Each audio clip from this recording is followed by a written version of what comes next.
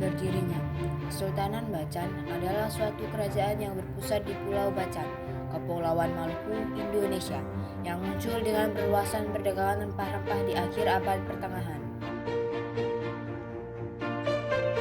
Kesultanan ini berawal di Pulau Makian yang kemudian mengungsi Kepulauan Bacan akibat Gunung Kai Besi dan jangkauan kekuasaannya terdiri dari Kepulauan Bacan, Kasiruta, Mandioli, dan lain-lain, tetapi memiliki pengaruh berkala di Seram dan Kepulauan Raja Ampat. Bacan adalah salah satu dari 4 kerajaan Maluku Kieraha bersama dengan Ternate, Tidore, dan Jailolo, tapi cenderung dibayangi oleh Ternate. Setelah kemerdekaan Indonesia pada tahun 1945, fungsi pemerintahan sultan secara bertahap digantikan oleh struktur administrasi modern. Namun, kesultanan telah dihidupkan kembali sebagai entitas budaya di masa sekarang. Raja Bacan pertama yang memeluk Islam adalah Raja Zainal Abidin yang bersyahadat pada tahun 1521. Sedangkan Raja Bacan pertama yang beragama Kristen adalah Dom Joao. Meski berada di Maluku, wilayahnya cukup luas hingga ke wilayah Papua Barat. Banyak kepala suku di wilayah Waigeo, misal yang terletak di Raja Ampat, dan beberapa daerah lain sempat berada di bawah administrasi pemerintahan Kesultanan Bacan. Menurut Hikayat Bacan, raja yang pertama berkuasa adalah Said Muhammad Bakir atau Said Husin, yang setelah 10 tahun memerintah digantikan oleh Muhammad Hasan.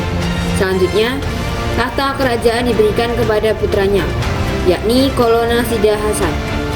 Di masa pemerintahannya, Raja Ternate yang bernama Tulu Malamo pada tahun 1343 sampai 1347 merebut Makian beserta beberapa desa di sekitaran Pulau Bacan.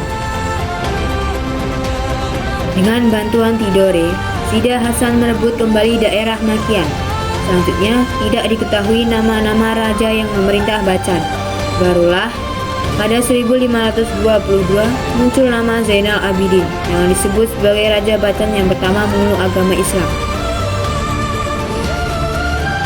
Menurut legenda yang diketahui dari abad ke-16, Raja-Raja Bacan Kepulauan Papua, Bagai, dan Buton merupakan keturunan dari sekumpulan telur ular yang telah ditemukan di antara beberapa batu oleh Praud Bacan di Kusigara. Karena itu, Bacan dapat mengklaim sebagai titik awal tatanan politik Maluku. Mitos itu juga menunjuk pada hubungan awal dengan orang Papua. Namun, ada legenda yang saling bertentangan yang menyatakan bahwa Jailolo di Halmahera adalah kerajaan tertua di Maluku. Legenda ketiga berangkat dari imigran Arab Jafar Sadi yang datang ke Maluku pada tahun 1245 dan menikahi bidadari surga Nurus Safa. Dari pasangan ini lahirlah 4 orang putra yang bernama Buka, Darajat, Sahajat, dan Nasur Malamu, yang menjadi nenek moyang para penguasa Bacan, Jailolo, Tidore, dan Ternate. Dalam cerita ini pun, Bacan memiliki posisi yang didahulukan. Penguasa itu tetap dikenal sebagai Kolano Madehe, penguasa Tanjung, yaitu dalam kaitannya dengan Ternate dan Tidore.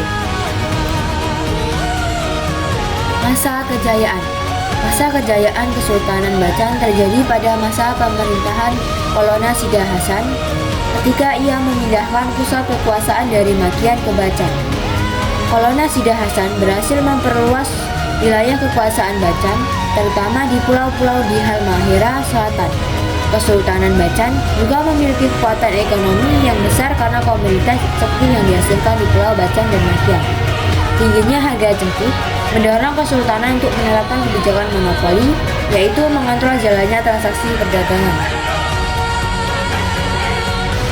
Masa kemunduran, Kesultanan Bacan mengalami kemunduran di bawah pengaruh kolonial Portugal pada abad ke-16 dan perusahaan Hindia Timur Belanda (VOC) setelah 1609. Berikut beberapa faktor yang menyebabkan kemunduran Kesultanan Bacan. 1. Perang dengan Pangeran Tidore. Nuku yang berhasil menaklukkan benteng Belanda di Bacan pada tahun 1797. Perang ini menyebabkan kerusakan besar di Kepulauan Bacan dan depopulasi di banyak tempat. 2. Belanda mencurigai dan menggulingkan penguasa Muhammad Sahidin pada tahun 1779. Dua sultan berikutnya juga diasingkan.